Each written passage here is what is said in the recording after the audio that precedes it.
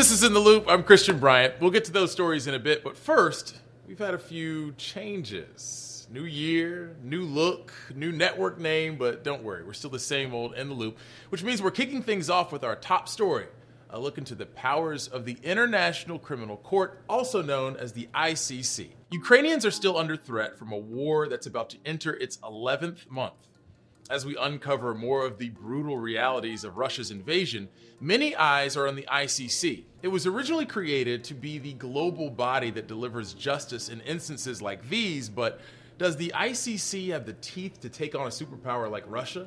Before we answer that question, let's start with some background about the court. The ICC functions based on the Rome Statute of the International Criminal Court, formed in 1998 and ratified by 60 countries in 2002.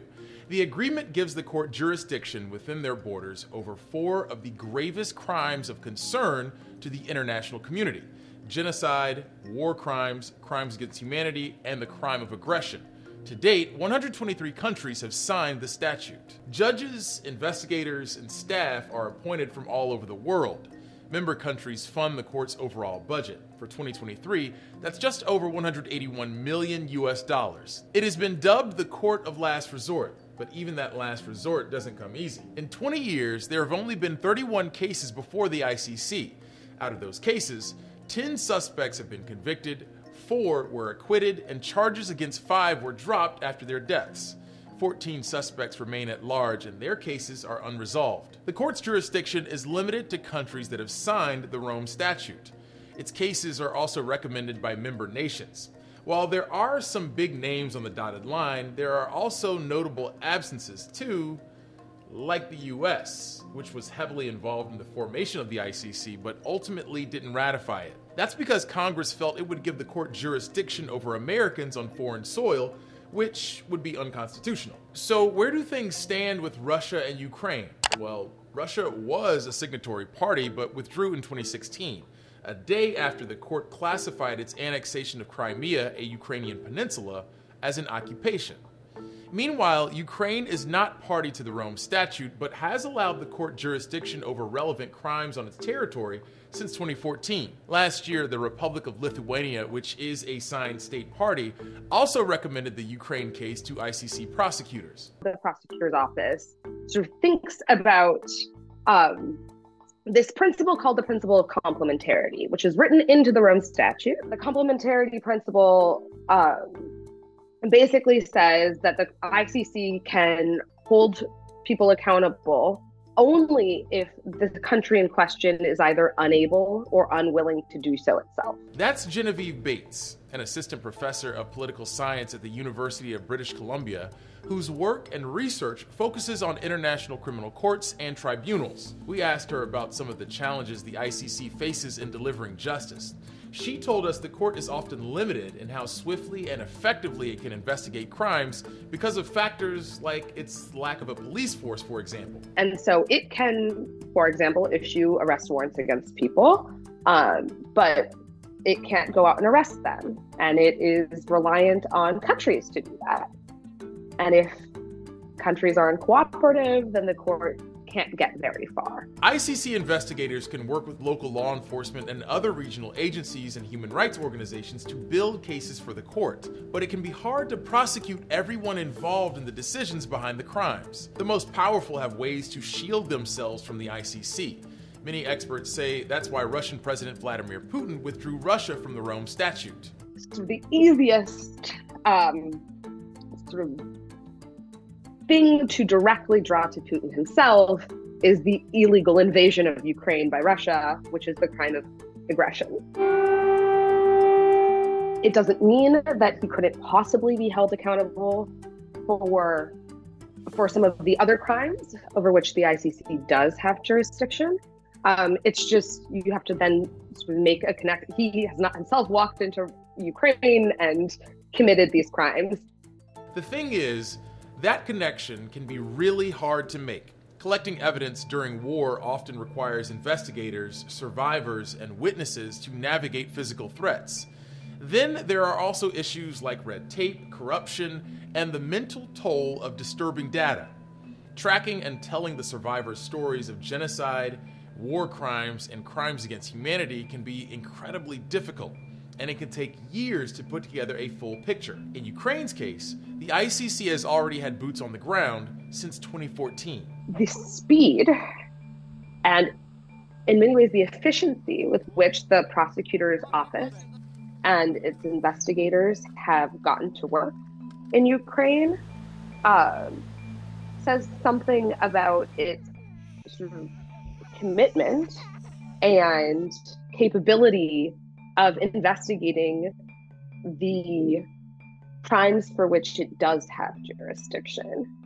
That it has jurisdictional limitations over the crime of aggression it's like that's an artifact of like global geopolitics and has very little to do with the court itself. To tell us more about the International Criminal Court and the investigation into crimes in Ukraine, we sat down with Jamil Jaffer, a former White House associate counsel and the executive director of the National Security Institute at George Mason University's Antonin Scalia Law School. Jamil, thank you so much for joining us on In the Loop.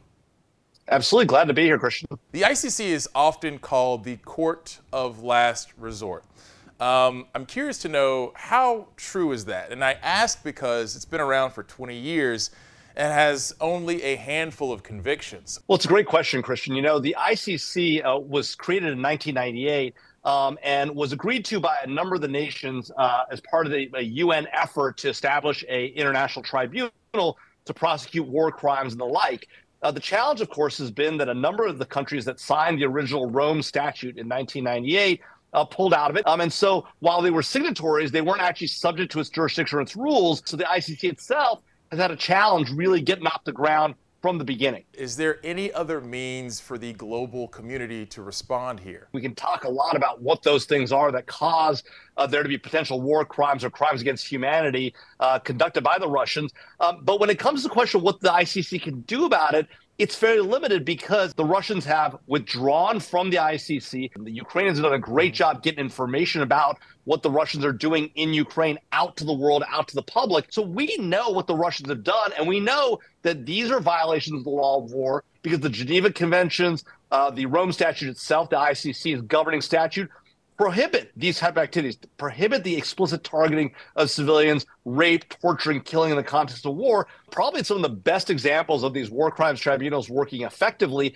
have come outside of the ICC. They come in the case of the International Criminal Tribunal for the former Yugoslavia, the International Criminal Tribunal for Rwanda, where former leaders of those countries and their key generals have been brought to trial and have been convicted of war crimes in those proceedings. The ICC has more of a mixed record. It has a few convictions here and there, but none in the scale or scope of the ones in Rwanda and the former Yugoslavia. So those demonstrate that the international community can come together. The U.S. isn't a member state of the ICC, but there's been bipartisan support for Ukraine on our end, and the Biden administration seems to be working towards a better relationship with the court.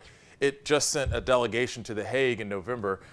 Could the U.S. help provide justice for crimes in Ukraine, or are we just favoring this investigation for, I don't know, strategic reasons? Well, I think the U.S. can do a lot to help the ICC's effort to bring to justice. The U.S. is providing a lot of intelligence and information that we've gathered on the battlefield and from our sensors that we've been using. We have a lot of good satellite coverage and the like of the region, so we can help the Ukrainians make the case with the ICC for what Russia has done. You know, we even in the lead up to the Ukraine invasion, we were able to declassify quite a bit of intelligence, demonstrating that Russia would create a cause for them to go to war that wasn't real. And so some of that intelligence that we uniquely have can be very helpful to the ICC in its efforts if they're ultimately to be successful. What are the chances we could see some movement from the ICC going into 2023, getting into the year itself? Because these ICC investigations often take a long time.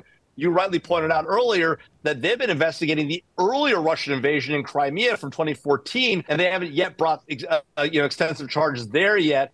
And so how long this investigation will take, whether they can even bring charges, much less get jurisdiction over the real leaders of these war crimes, Vladimir Putin himself and the core around him, a lot to be seen there. So likely we'll see real movement, but we'll definitely see more investigations ongoing here over the next few weeks and months. Yeah, so it's good to let our audience know this isn't something that can happen quickly, but there is a system in place to really find some sense of international justice. Jamil Jaffer is the founder and executive director of the National Security Institute. Jamil, thank you so much for joining us on In the Loop.